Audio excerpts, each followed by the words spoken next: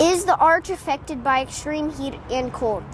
That's a really interesting question. Somebody asked that a long, long time ago, and there's a man who helped to build the arch who later on was our chief of maintenance, and he answered that question way back in the 1980s.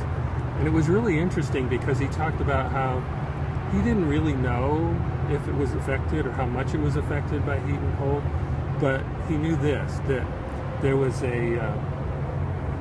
at the time, the way that the trams worked, there was a safety mechanism. And in order for the trams to actually go up and down, the safety mechanism had to make an electrical current. Well, in the winter, it worked fine, but in the summer, they found that it wasn't meeting anymore. And the reason for it was because the arch actually expanded in the heat during the summer, so that the arch was 3 inches taller in the summer than it was in the winter. I thought that was really interesting to think that, of course it's 630 feet tall, but to think that it could expand 3 inches just because of the seasonal changes in the temperature, I thought that was really interesting. Could the arch or arch crowns ever get flooded?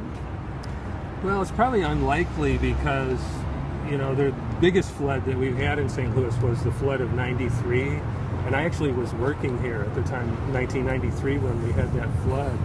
And the water came about halfway up the stairway, the grand staircase, as they call it, that leads from the arch down to the river. Got about halfway up that. So we had, halfway up is a lot of water, but we still had some space before it actually would have gotten as high as where the arch sits. Because the arch is kind of on a hill, kind of looks over the river. So, we'd have to have some kind of an incredible flood to be more water than what we had in 1993. They called that a 500-year flood, meaning that in a 500-year period, you could only expect to have one flood like that. So, we're thinking probably not, but I never say never. Everything is possible. So.